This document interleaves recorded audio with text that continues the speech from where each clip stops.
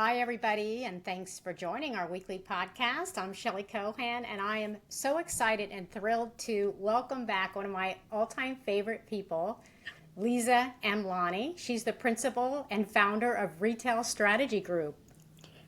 Thanks, Shelley. I'm so excited to do this I from love, across the world. I know, you're joining us from Spain. I should mention that. I And am. thank you for putting it into your calendar and being able to get this scheduled. But I literally, I at so many trade shows and always out in the industry. I love chatting with you. I love talking shop with you. I'm constantly reading. I think you have some of the best social media. I Oh, aspire to be as good as you are with your very relevant and precise social media. thank you. So I'm excited to have you on the show today. And what we're going to be talking about today is something about the wholesale model and what's going on with the wholesale model. And I believe you recently wrote a book. Is that true? Oh, yes. And it's called The Wholesale, actually. And we just actually handed in the manuscript of our next book. Yay. So, really excited. It's on process innovation, specifically around product development and the materials process. So, I'm very excited to hopefully maybe in another episode we can deep dive on the material life. Oh no, I would love to do that. I Mm, would love to do that. So right. a couple quick things. I know that I read your newsletter, The Merchant Life. If those listeners haven't caught on to this great newsletter, please make sure you subscribe to it. It's called The Merchant Life, and it's so relevant. I love reading it. It's quick. It's an easy read, but very deep, if that makes sense.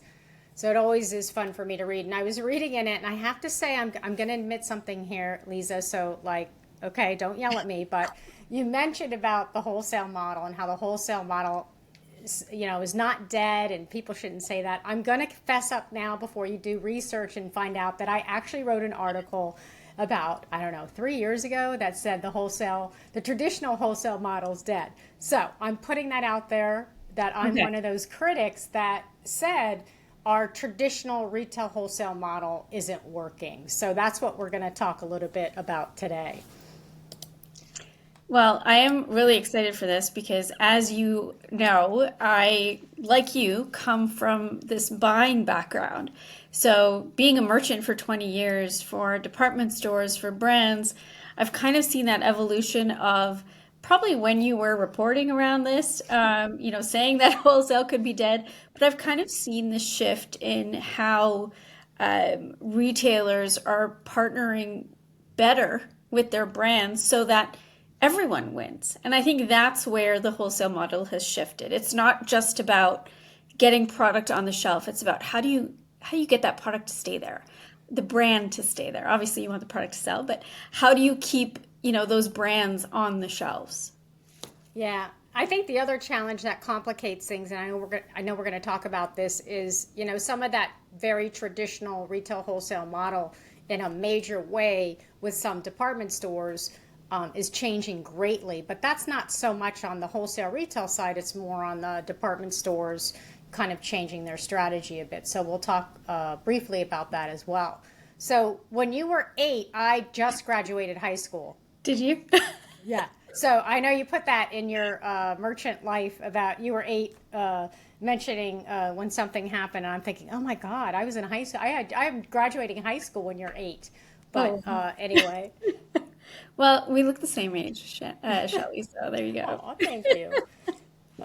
And I loved your, the other thing I loved, and then we'll jump into the podcast because this is a good jumping off point. I love in your newsletter you wrote about, you had Chat GPT actually create an image of Saks and Costco. I And did. when I saw it, I'm like, oh my God, that's like remarkably good. So I'd like to start by talking about this idea of luxury hitting warehouse clubs. Yeah, I mean, I think we heard it now. It's been a few weeks that we heard about Saks being licensed eccentric, which I think that happened a while ago. But what they wanted to do was sell the men's apparel at Costco. So what that means is the Saks brand would be available to Costco warehouse members. And that's where, kind of I use ChatGPT to create this image because I'm like, okay, I can picture it in my head, but is this really something that Costco warehouse shoppers want to see? So the members. And then what happens to the Saks customer? So, what does that look like? So that's where the image came from. And just following up on that, in terms of this idea of luxury being in warehouse, whether it's Saks or someone else, we're going to use Saks because it's a great example and it's out there already. But does that dilute Saks's brand? I mean, I definitely see Costco and warehouse shoppers wanting luxury. They want that access to luxury products. But what does that then happen to the brand itself?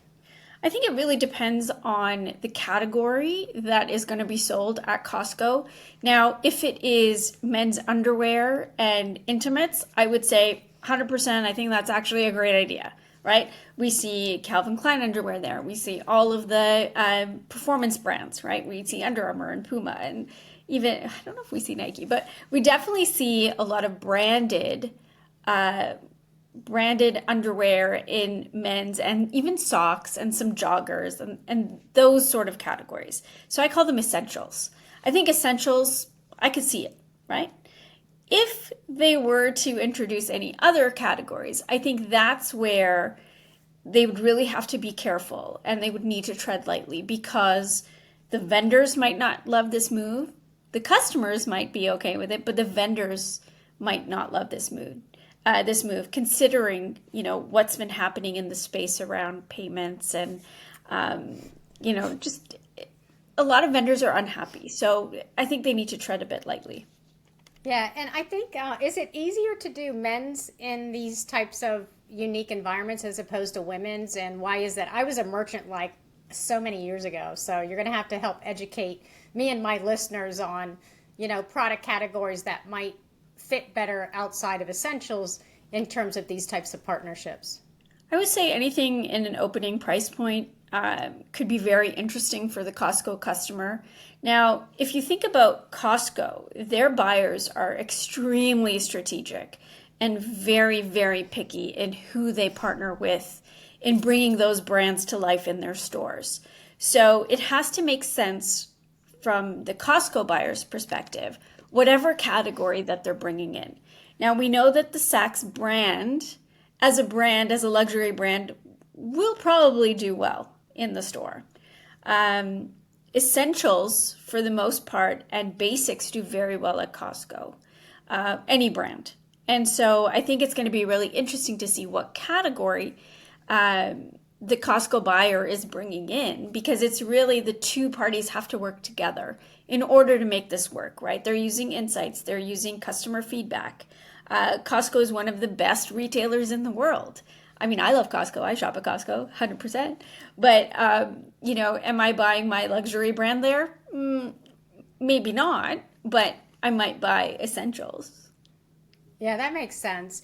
So let's talk a second about this wholesale retail model in terms of merchants, specifically when things happen like mergers. So Saks and Neiman's merging together. Okay, this brings up so many questions about assortment and strategy and differentiation. And so tell us a little bit about what is happening in terms of assortments and the merchant. From a merchant perspective, what are you seeing in that Saks-Neiman merger? Well, I'm seeing that the roles are being combined, which we knew that would happen. There is this focus on menswear right now for Saks Global, which I think is very interesting, considering we were just talking about Saks men's being at Costco. So the fact that there is this huge investment in this particular category, gender, I think it's going to be really interesting to see what happens, especially right now because of the menswear shows. I think with this combining of roles, I think it's going to be really interesting what happens in women's wear and accessories, which are usually the differentiator within the luxury market and the retailers within the luxury market. It's also about experiences, and this is something that Saks has recognized. I think they just launched a few days, maybe 5-6 days ago, their luxury survey, and that was also interesting because Emily Essner had said that the company, Saks Global, has to work a lot harder to convey value, timeliness, and high quality of fashion products that it sells, because they want to make sure that the assortment contains investment pieces. So, what does that mean for the buyer? Does that mean they're going to reduce the assortment? They already have a lot of vendors that maybe are pulling back. So I think it's going to be very interesting to see what the assortment looks like at the back half of the year and, of course, in 2026. And are you thinking there's going to be two assortments, one for Saks and one for Neiman's, and it's going to be very clearly divided? But is it going to be the same buyer in a category that buys for both?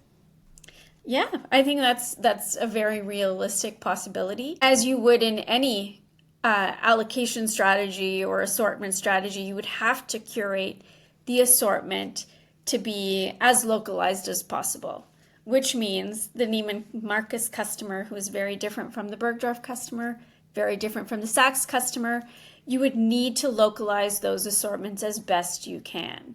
And as a merchant, and I know some of the team at Saks Global, and I think that they are looking to do that. They're very smart merchants. I think if they have the right tools, the right open to buy for each retailer, I think that they could definitely make it happen. The tricky part is, are they going to, number one, devalue their brand because of this Costco situation? Right. Or, how are they going to differentiate each, not only the product assortment, but the experiences across each of the banners? I think that's where it's going to get really interesting. Yeah, that is interesting. So let's move on. I want to talk a little bit about, so Nordstrom's, as you know, just went private. Took a long time. Finally, everything went through. But tell me about, how does going private impact that merchant side of the business? Do you see this as a positive on the assortment strategy side? I really do.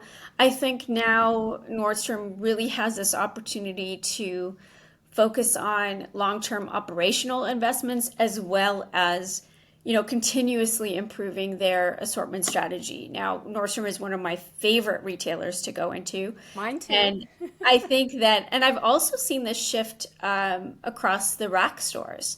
A lot more curation in their assortment. The stores are looking much better. So I can see that there is investment happening.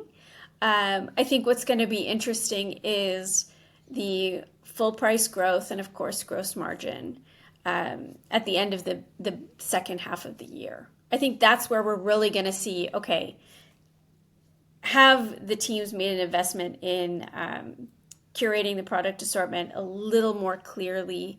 Are they reducing those SKUs and those brands that just don't work for the customer? And are they investing in their private label strategy? I think that's also really important for a retailer like Nordstrom, where they can learn from their third-party brands in order to improve their assortments across their private label brands. Yeah, it's interesting when you talk about investments. So I'll tell you what I'm seeing in investments specific to the merchandising side of the business. So one thing I'm seeing is SKU optimization. I'm sure there's maybe even another word now where Yeah. a lot of the, and you're going to school me on this in a minute, but so a lot of companies are really just looking at the amount of SKUs that they have, and they're really making very surgical and I guess decisions about what SKUs they're going to carry based on either loyalty that the customer's looking for or profitability. I don't think it's all about profit. I think it's about having the right mix that does two things, drives loyalty but also remains profitable. The other thing I'm seeing in terms of investment is, over the past year, reading like hundreds of annual reports, which you probably will find very boring, but I find very exciting, is that a lot of the companies the brands are relying less on wholesale and really going deep into the direct to consumer. So when I look at investment strategies, those are kind of two things: SKU optimization and really leaning into D2C.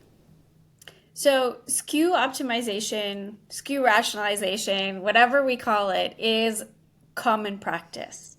I would say across any brand and retailer, especially if new leadership comes in.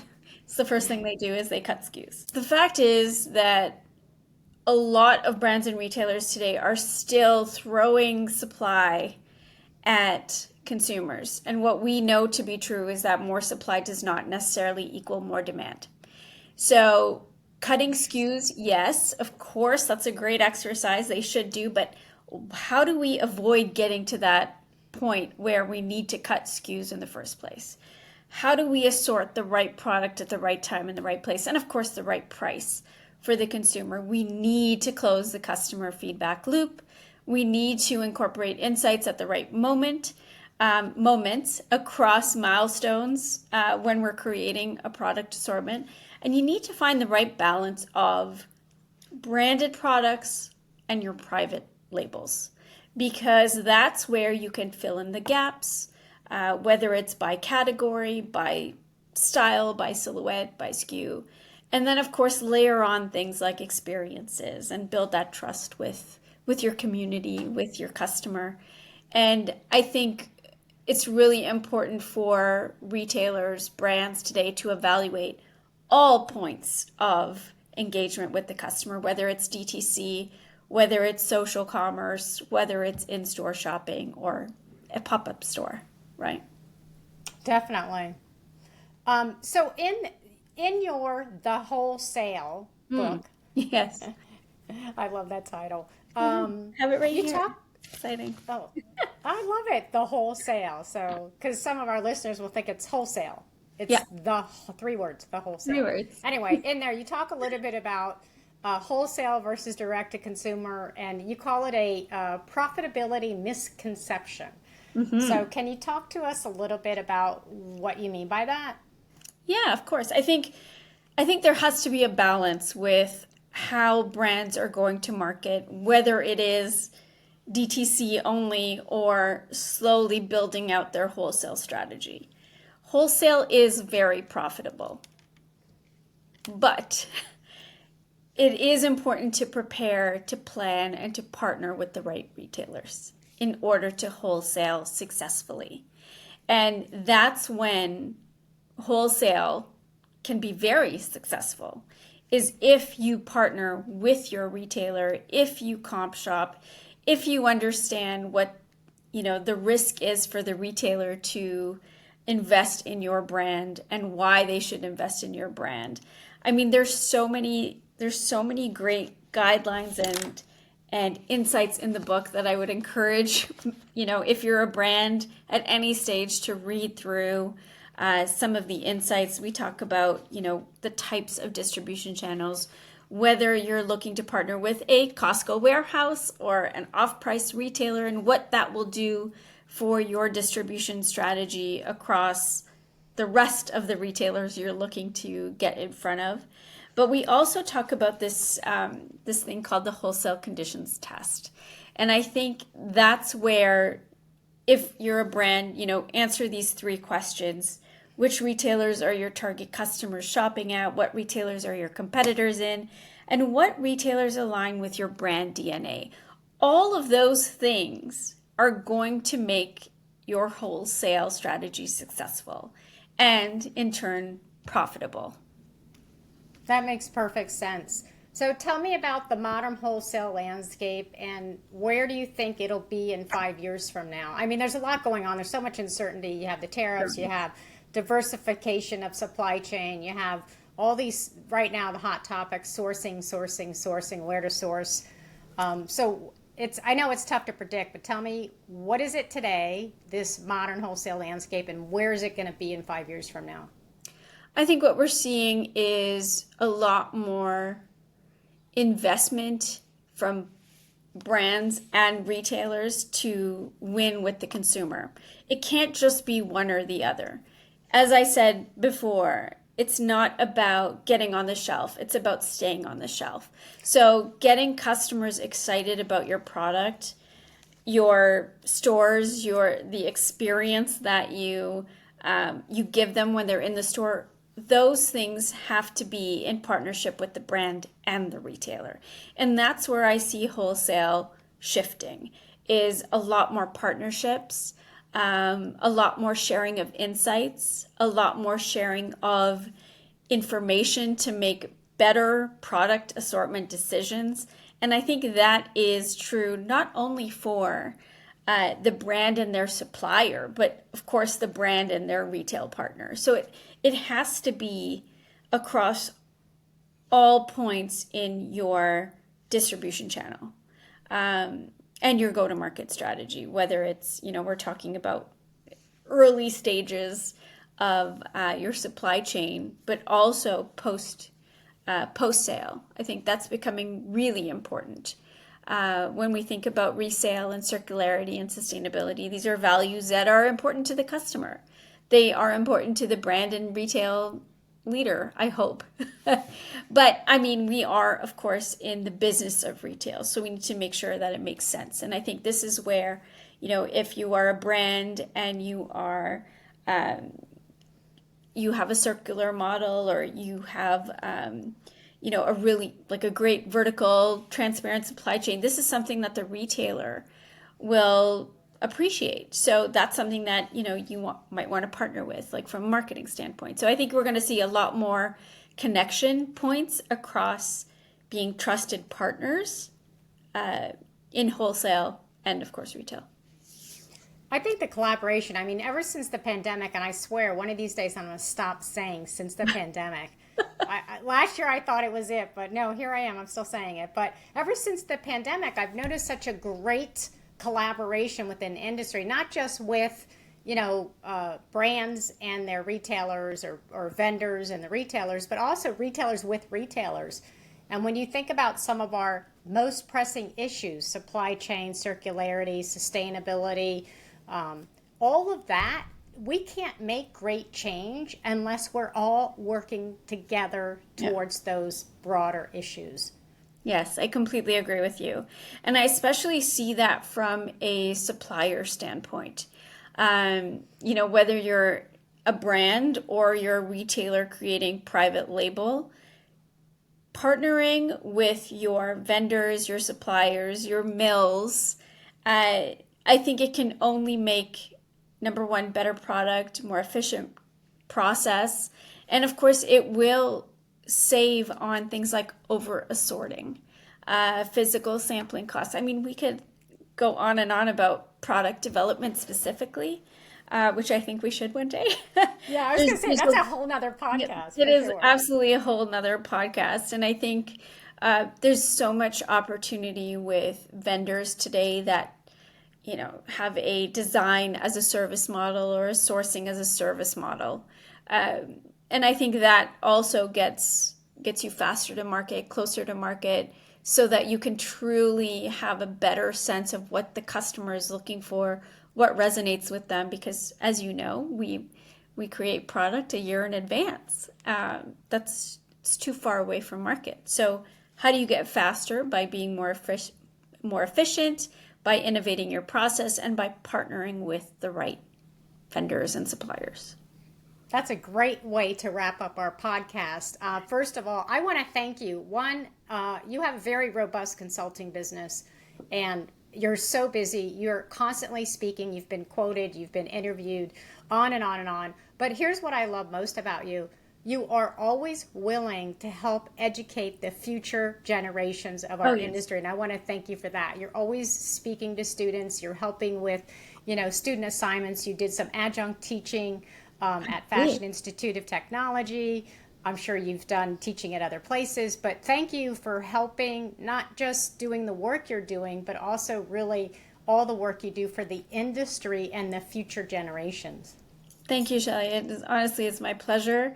And I think, if we can make these, just a few little changes, simplify things, I think that we can really do just a better job for not only our customers, but, for the people who work in the supply chain as well. Absolutely. Well, thank you so much. And thank our listeners. Thanks for tuning in. Thank you, Shelley. Thanks, everyone.